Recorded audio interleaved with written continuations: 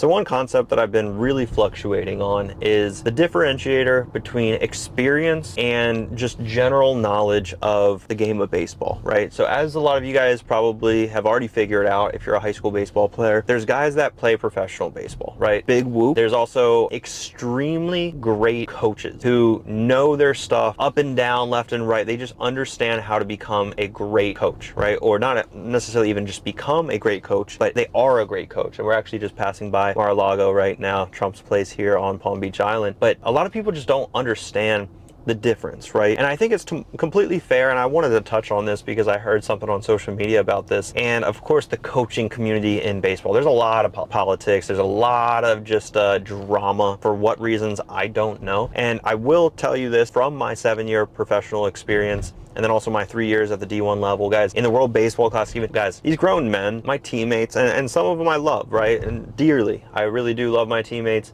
There are some teammates that I could not stand, as you can imagine, and that's totally normal, right? I do want to normalize that you don't necessarily have to be great friends with every single one of your teammates, right? Because there's some people that are going to rub you the wrong way. You're going to rub other people the wrong way. And that's definitely one thing that happened throughout my professional career that I'm okay with sharing with you guys. But the thing is when you rub people the wrong way, there's drama that just is bound to happen, right? And you really wouldn't expect it from 30-year-old grown men. You wouldn't expect it from 25-year-old grown men, right? That are physically built, that are 230 pounds or whatever of pretty good muscle. That happened more than I'd like to happen in a professional dugout, right? A professional sports team, and there is drama. It's literally like a gossip group sometime with these, guys. And as far as the piece of content that I'm mentioning, it was very interesting because obviously there's a lot of hate between one coach and another coach on who has big league experience and who has minor league experience, and oh, you didn't even play professional baseball, you shouldn't be a coach.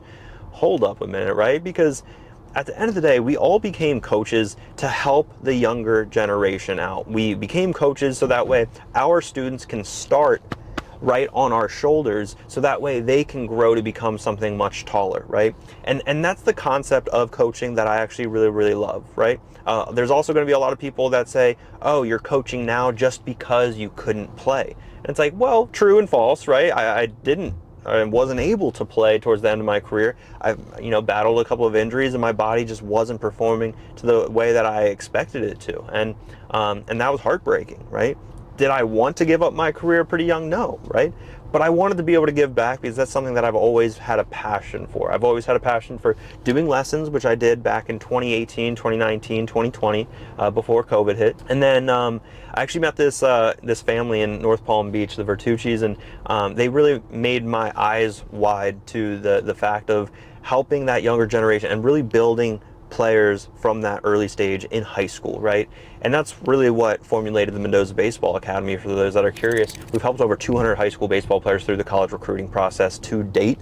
So I think it's just something that I'm really, really proud of. But this whole drama, this whole, he said, she said type drama that you see on social media, people giving out and spewing just so much hatred towards one another, I just don't see it. I don't see it being a necessary action that college baseball coaches, high school baseball coaches, professional coaches, any type of coach for that matter, there's no need for that level of hate, because at the end of the day, we're all trying to hopefully, again, it depends on your intentions as a coach, but hopefully every coach's intention is to help that younger generation start on their shoulders. So that way it's just that much of an easier path to grow, to learn, to understand the ins and outs. And that's how the whole community is going to benefit from coaching, right? Think about if we didn't have any coaches on the coaching staff, right? We didn't have any levels of support.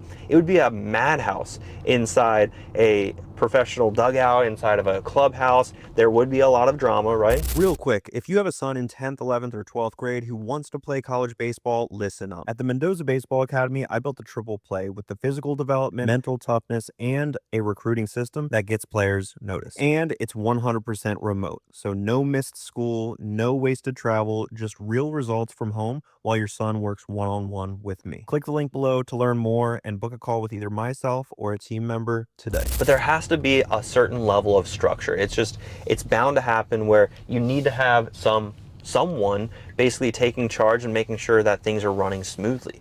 And that's what coaches are, right? There's going to be times where I was, rough. I was not doing well. I don't want to say I was ever in a slump, right, guys? Because I was a contact hitter, and I think on average, you can look up my baseball reference, but I think on average, I averaged 1 hit a game, which is a pretty good metric if you ask me. Getting a hit. I heard this quote also from Ryan Ludwig. He was I think like a 12-year big leaguer that he was a coach technically in the Cardinals organization, and he helped coach me those early years of becoming a pro. He battled a lot of injuries as well, but he always told me a hit away keeps the release papers away. So every time I went 1 for 4, I was extremely happy because I was like, man, I'm not in a slump. I just got a hit today. That's good. That's solid, right? I'm keeping the release papers away as a fun joke. But in all reality, the thing is, like, getting a hit every single game or whatever, yeah, I wasn't necessarily in a slump, but there were times where I just felt like I was severely underperforming to my abilities. And my abilities are going to be way different than, player B's, abilities and player C's abilities, right? So what my expectations for myself, I felt like I was way down here to where I should be, right? When I was going 1 for 4, I was like, man, there's so much more in the tank. There's so much more I'm capable of. What's going wrong? And there were times when I was in AAA even, right? We're 1 step away from the big leagues, where I would hit up an old hitting coach and I would have a FaceTime conversation to instill a little level of confidence, right? So again, this is where coaches, I think, are just so valuable, because we need to have those players to be able to ground them, right? But also from coach to coach, we need to be able to ground each other in some capacity, right? Because we don't want, and this is, I think, the reason why I see so many coaches kind of battling it out. There's certain people out there with, let's just say, certain hitting techniques that I don't necessarily agree with, but I don't generate the frustrations of basically arguing with everyone in the comments, because, like, what good is that really going to do? What good is that going to do for the baseball community? What good is that going to do for my players, the people that look up to me? Why am I going to get into a Twitter war, a keyboard war, right, with someone else just because I don't believe in their philosophies? It's okay. You're allowed to think what you want to think, right? My problem is when there's misinformation that's out there, and it is, in summary, right, because I'm not trying to throw anyone under the bus, I think just in summary, when parents, players, even other coaches, right, see something, hear something, and they refer to it as just a bunch of noise, right? That frustrates me, because that means you're giving this much and not really telling the full story of what's actually happening. It seems like you're like halfway coaching, and I think that's a lot of the ways that players and parents and coaches sometimes feel when, watching someone's content on Instagram or TikTok or YouTube even, right? If I started off this video and basically said, hey, this is going to be a 10-minute video, I'm going to tell you all the secrets to hit, but it's really a 10-second video, and it's just like a teaser, and it brings up so much curiosity, and sometimes, like, people throw up stuff using ChatGPT and things like that all the time. And don't get me wrong, I use ChatGPT for some things, right? But to be able to just show up, to be able to be authentic, and to be able to give the full story, and to be able to help that younger generation, whether it's the younger generation of parents, right? Because your parents, if you're a coach listening to this right now, your parents, probably went through some struggles of what is right, what is wrong, what should we believe in, right? What philosophies do we resonate with, right? And I think it's becoming that much harder for parents nowadays, because there are so many different philosophies. There's so many different theories on how to hit and how not to hit, and the right way to do things and the wrong way to do things. But I think the wrong way of coaching is what I just said. Giving this much and expecting people to learn this much, and trying to classify yourself as, a great coach out there, right?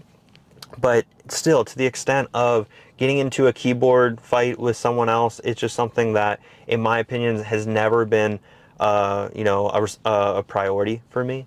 And this is where, there are going to be different personalities out there, not only playing personalities, but parent personalities, coaching personalities. And, from my playing experience in professional baseball, guys, there would be managers that I had, they just simply did not ever argue or have the players back.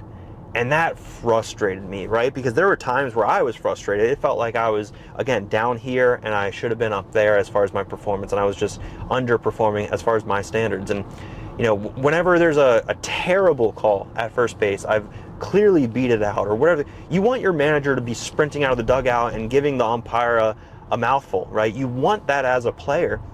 But the thing is, I had some coaches that just simply did not care enough to really do that. And they never wanted to get ejected. There were rules and fines if you got ejected, and some coaches and some managers just simply did not want to ever get thrown out.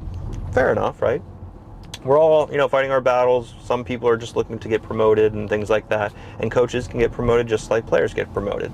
But the point that I was trying to make is there's different coaching styles, there's different playing personalities, there's different parent personalities, right?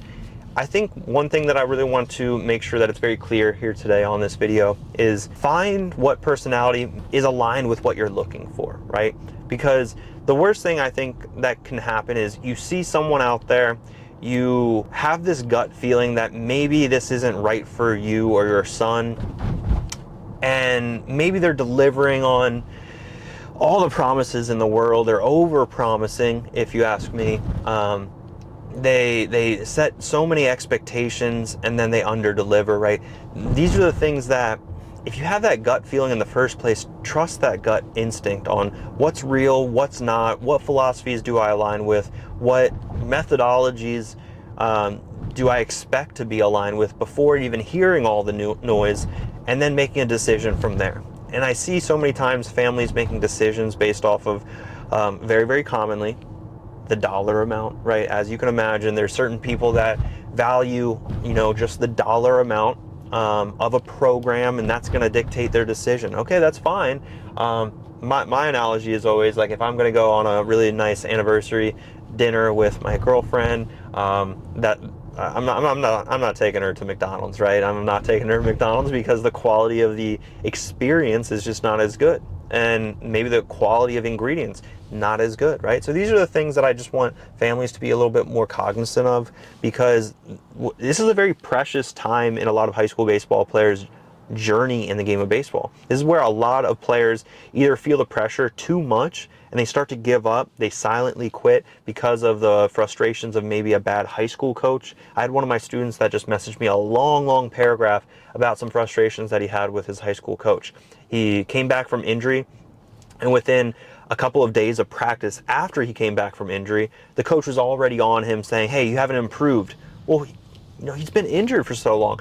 But with that understanding, there is that real message that coach is trying to, you know, get delivered to that player. Hey, baseball's a game of adjustments. We need to be able to make these adjustments, because if we're not able to make these adjustments, you know, there's going to be a point in time where, like, it doesn't matter if you're coming back from an injury. It doesn't matter about this. It doesn't matter about that. There's going to be a time where that performance is the only thing that matters. And speaking from experience, when I tore my adductor, grade 3 tear in my left adductor, it's basically my groin, I had 2 games that I came back. I played with the AAA affiliate of the San Diego Padres, the El Paso Chihuahuas. I had 2 games, and then I got put on this this developmental list. Basically, we had too many players, so I got kicked out, basically. I still traveled with the team and stuff like that. This was towards the end of my career when, honestly, I was kind of thankful that, I don't want to say I was thankful, but my body did not feel good. I needed a little bit of a rest, unfortunately, right? But I just remember, I was like, wow, that was a quick leash, or a short leash. I remember that was a quick trigger from them. Like, they didn't have to do me like that, but at the end of the day, I went 0 for, I think 0 for 7, maybe with, you know, a walk. Okay, I didn't get it done, right? There's no one else to blame other than myself. That's where, at the professional level, you really just have to, you know, all hands on deck. You have to realize your hands are the only people's hands on deck, right? You have to take that accountability of why you're getting things done or you're not getting things done.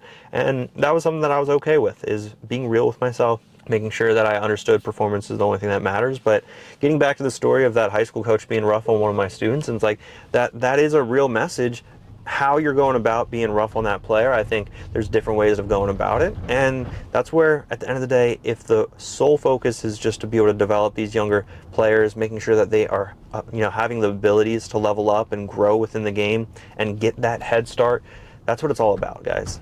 So again, to kind of recap everything that we talked about here today, find that person, find that coach that resonates with you, understand what they believe in, what their thoughts are on certain, topics, and then ask them questions, engage with them, and that's going to usually lead to the answers that deep down into your gut are right? And that's where I want to open up the conversation at all times. Down below, guys, you'll see a link to my Instagram, or even on Facebook. You can DM me at any time and we'll get back to you. It might not necessarily be myself, but I want to give you guys that clarity on where your son's currently at, what he might be struggling with, and what his goals are, because that sets the tone for ultimately if we can even help you guys out in this process. Since we're here on YouTube, you can also go down below and smash that subscribe button. You can also like this video if you enjoy this type of content, and I'll see you until the next one. Peace.